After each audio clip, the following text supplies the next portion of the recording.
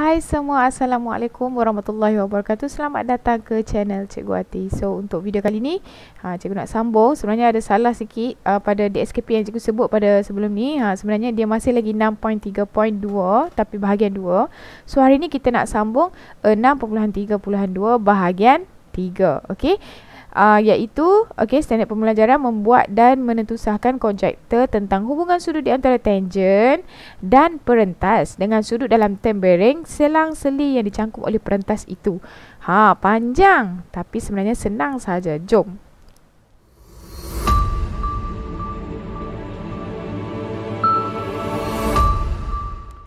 Okey, pada video sebelum ini kita dah tengok sifat dua tangen kepada satu bulatan. So, dia ada sudut-sudut yang sama, panjang sisi yang sama. Okey. So, minggu ni kita nak sambung apakah hubungan sudut di antara tangen dan perentas dengan sudut dalam tempering selang-seli yang dicangkum oleh perentas tersebut. Macam mana tu? Okey, jom kita tengok. Okey, dekat sini kita ada PQR ialah tangen kepada bulatan. Kemudian kita ada sudut X. Okey, ni sudut X. Sudut X di antara perentas QS. So, ini adalah satu perentas. So, dalam gambar rajah ni dia ada tiga perentas. SQ, QT dengan ST. Okey. Kemudian dia ada minor tempering dan dia ada major tempering. Okey, so sifat-sifat bulatan ni kamu dah belajar sebelum ni. Okey, so sudut X ini, sudut X ini di antara sudut di antara perentas QS dengan tempering minor. Ni tempering minor. Okey. So X ialah sudut di antara perentas QS dengan tangen dengan tempering minor. Pada tempering minor. Okey, sudut pada perentas dan tangen di sebelah tempering minor. Tu dia. Okey, dia punya ayat dia tu. Okey, so yang Y ni pula sudut pada tempering major. Okey, dia berada dalam tempering major. Okey, atau tempering selang-seli yang dicangkup oleh perentas QS. Tempering selang-seli yang tadi tempering minor, dia tempering yang lagi satu lah maksudnya kan. Okey, dicangkup oleh perentas QS. Ni perentas QS, dia selang-seli dia ambil yang lagi satu. Okey, boleh? Okey. Seterusnya, O ialah pusat bulatan macam biasalah. Okey, kemudian OQ, sini OQ dan OS ialah jejari bulatan. Okey, kemudian PQR ialah tangen. Okey, so daripada gambar rajah ni, kita nak buat satu kesimpulan lah ni. So, ni adalah jalan kerja dia. Okey, dia adalah buku teks juga. Okey, X tambah G. Okey, kamu tengok nah. X tambah G 90. So, kita nak cari G 90 tolak X. Kenapa X tambah G 90? Sudut pada tangen dan juga jejari. Okey, kemudian kita tengok B. F, mana F? Okey, sini F. Okey, so kita nak cari F 180 tolak 2G. Kenapa 2G? Sebab E ni dia sama dengan G. Sebab OS dan OQ adalah jejari. So, kenapa 180? Sebab dia segitiga. Okey, 180 tolak 2G, kita dapat F. Okey, so G ni, G ni tadi kita dah dapat ke atas. G ni adalah sama dengan 90 tolak X. So, dia masukkan lah dalam G. So, dia teruskan, dia dapat F sama dengan 2X untuk pertama. Okey, so dia ada sambungan lagi. Okey, Y sama dengan F per 2. Okey, Y ni sama dengan F bahagi dengan 2. Kenapa Y sama dengan F bahagi dengan 2? Nampak tak? Dia dicangkum oleh lengkok SQ. Dia dah apply balik apa yang kita belajar pada sebelum ni. Okey, dia dicangkum oleh SQ. So, F ni adalah sudut pada pusat. Y ni adalah sudut pada lilitan. So, Y ni kita ambil F, kita bahagi dengan 2. Okey, so Y sama dengan 2X. 2X per dengan 2. Mana dapat 2X ni? Daripada atas ni lah. Nombor 1 tadi. Bahagi dengan 2. So, Y sama dengan X. Dia punya panjang. Dia nak buktikan tu. Macam mana dia nak menentusahkan. So, ni lah dia menentusahkan Y tu sama dengan X. Sudut pada sini ni sudut perentas dengan tangent pada tembereng minor, dia sama juga dengan sudut pada selang-seli. Tembereng yang dijangkau oleh SQ ni lah. Okay. So X sama dengan Y. Sama juga kalau sebelah sini sama dengan sebelah sini. Okay, tak nampak lagi. Okay, jom kita tengok kesimpulan dia apa. Okay, kesimpulan dia, kamu tengok ni, bila ada satu bulatan, ada satu tangent, lepas tu ada satu segitiga kat dalam ni. Dia tiga benda tu kena ada lah. Bulatan, tangent, bentuk segitiga. Segitiga tu setiap bucu dia mesti kena pada lilitan bulatan. Okay, bentuk dia macam ni. Okay, so X ni sama dengan Y. Alpha sama dengan beta. Dia macam selang-seli dia sebelah. Okay. Dia ada tiga sudut je dalam segitiga ni kan. So yang di antara X dengan alpha tu tak ada apa-apa lah. Tapi kita still boleh cari nilai dia lah bila ada nilai yang lain. Boleh. So dia boleh macam-macam bentuk. Bukan macam-macam bentuk. Dia boleh, mungkin saya ingat, sorry lah bulatan cikgu tak cantik. Okay, ni tangent. Dia segitiga macam ni ke kan? Okay. Tapi masih lagi dia ada tangent, dia ada segitiga, dia ada bulatan. Okay. Sorry, bulatan cikgu tak berapa cantik. So X sini, contohlah. Sini X. Okay. So dia sama dengan mana? Dia selang-seli.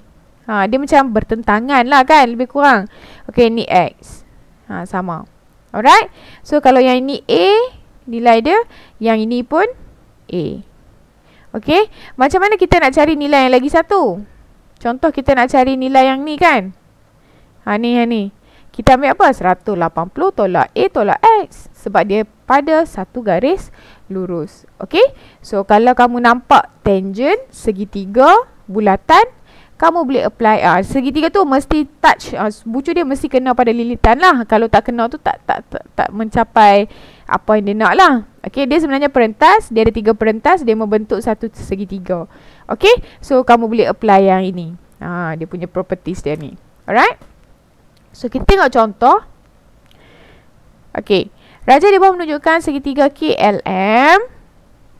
Segitiga KLM dan PMN ialah tangent kepada bulatan. Tentukan sudut dalam tembereng selang-seli untuk sudut PMK. So yang ini kamu kena tahu baca sudut.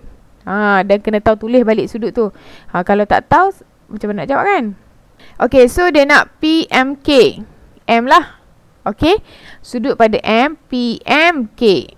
PMK. So sini sudut dia. Okay, mana sudut yang sama dengan PMK? Berselang-seli. Ini.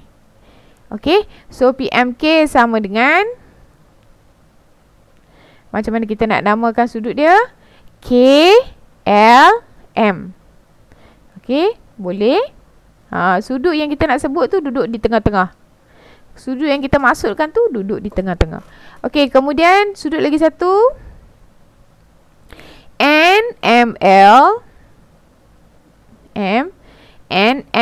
NML. Macam belajar sebut huruf pula kan.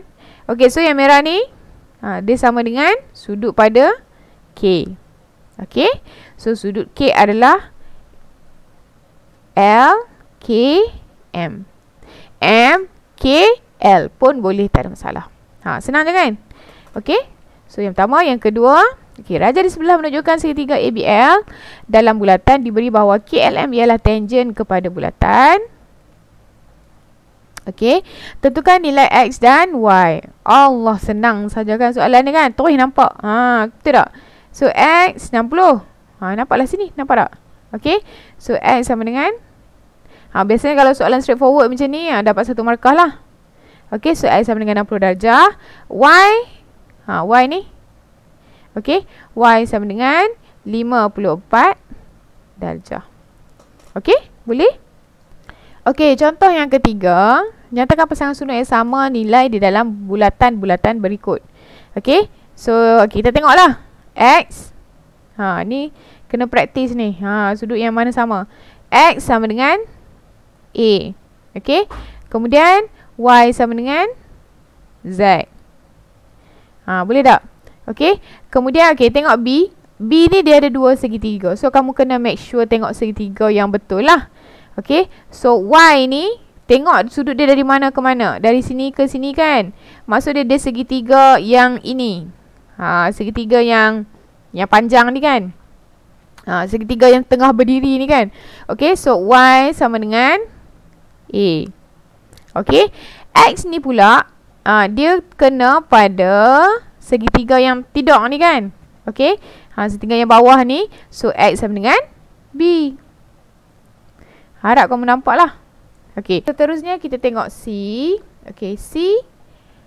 Okay, kamu tengok tangent yang pertama ni. So kita ada satu sudut kat luar ni, kat sini. Okay, so X ni dia kena pada segitiga yang ini. Alright, so X ni kalau kita tengok dia sama dengan Y. X sama dengan Y. Sepatutnya tulis macam ni lah sebab sudut kan. Okay, so kamu tulis sudut, simbol sudut. Semua tulis simbol sudut. Okay, kita tengok lagi apa yang sama. Okay, Z. Sudut pada Z ni sama dengan sudut pada A. Okay, lepas tu kita ada F. F, segitiga yang bawah ni kan. Untuk segitiga yang bawah ni, dia sebelah segitiga yang bawah ni. So, dia sama dengan E. So, kena tengok betul-betul lah dekat mana dia sama. Alright, boleh? Okay, kita tengok soalan yang keempat. Rajah menunjukkan dua segitiga BCF dan CDF ialah tangent kepada bulatan. Cari nilai X dan Y. Ni kat situ. Okay, so kita nak cari nilai X dan Y. Kalau kamu tengok dekat sini dia ada dua segitiga.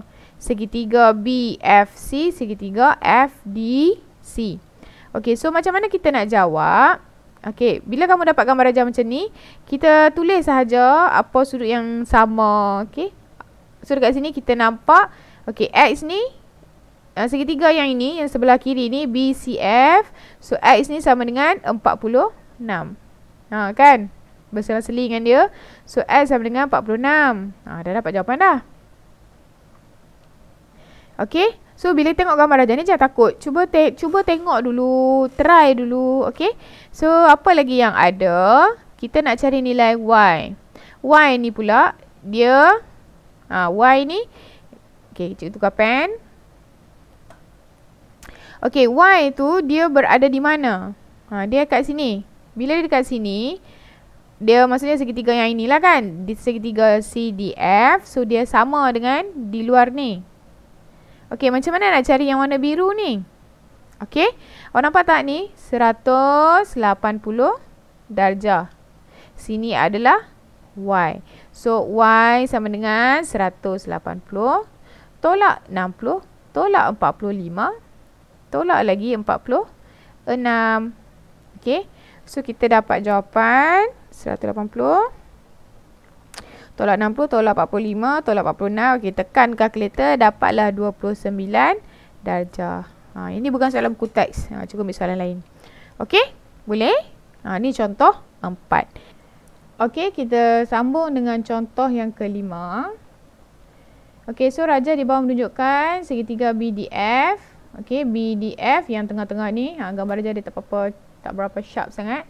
Okey, segitiga ABC dan segitiga CDE. Dan AFE ialah tangent kepada bulatan. Cari nilai X dan Y. Okey, so macam mana kita nak cari? Segitiga ni semua segitiga sama sisi. Okey, bila segitiga sama sisi, kita tahulah. Yang ni pun sama sisi juga kan? 60. So kita, bila segitiga sama sisi, setiap sudut dia adalah 60 darjah. So kita dapat dah X ni. 60 darjah. Dia bukan apa-apa. Kamu tengok gambar rajah dia macam complicated sangat. Tapi sebenarnya basic sahaja. Okey, so X kita dapat 60 darjah. Dan segitiga yang besar ni pun, okey, segitiga yang besar ni pun sudut dia pun 60 darjah juga. Cumanya dia 3Y. 3Y sama dengan 60 darjah. So Y sama dengan 60 darjah bahagi dengan 3. Kita dapat 20 darjah. Walaupun dia nampak complicated lah kan gambar rajah dia kan, tapi sebenarnya dia mudah sahaja. Okey, so contoh yang terakhir, contoh 6. Okey, rajah di bawah menunjukkan CEG dan BDG. segitiga segitiga ni tertinggal. 2 segitiga CEG dan BDG. AGF ialah tangent kepada bulatan, cari nilai X dan Y. Okey. So kita tengok kawan dia siapa. Macam tu. Okey. Segitiga X ni, okey, so X ni sudut X dia kena pada segitiga BDG. Okey, so dia bertentangan ni, so dia dapat X dah dapat dah 51 darjah. So X sama dengan 51 darjah. Okey, tulis jawapan semula. Jangan tulis kat gambar rajah saja.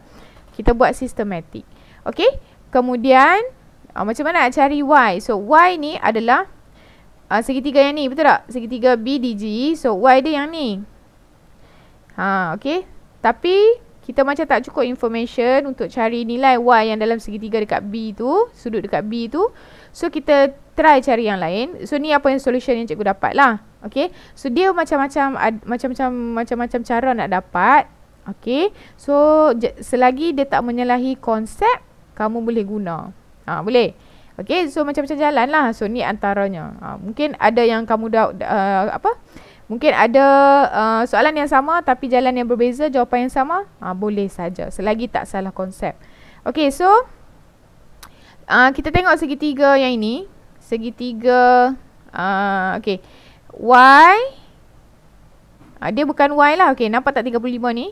Segitiga CGE, sudut 35 ni, dia sama dengan Y yang luar ni. 35. Yang ni saja. Betul? Boleh tak kita cari Y yang dalam? Yang warna purple ni. Okey, macam mana kita nak cari yang warna purple? Boleh tak kita cari yang ni? Apa lagi information yang ada? Okey, so kalau kita tengok dekat sini, kita nak guna 180 pun tak boleh. Sebab kita tak ada sudut dekat sini, kan? Okey, so kita guna segitiga CDE. Okey, so kita cari yang warna purple, sudut warna purple tu. Cikgu nak buat sudut apa dekat situ. Nama dia pun tak ada. Okey, so sudut warna purple ni 180 tolak 75. Okey, ataupun cikgu keluarkan segitiga dia lah. Segitiga dia macam tu. Okey, sini 75. Okey, dia ada macam tu kan. Sini 29. Okey, sini 35. So kita nak cari yang ini. Okey, kita nak cari yang itu. Boleh nampak tak? Okey, jadi kita cari 180 sebab dia asal segitiga kan. 75 tolak 29 tolak 35, kita dapat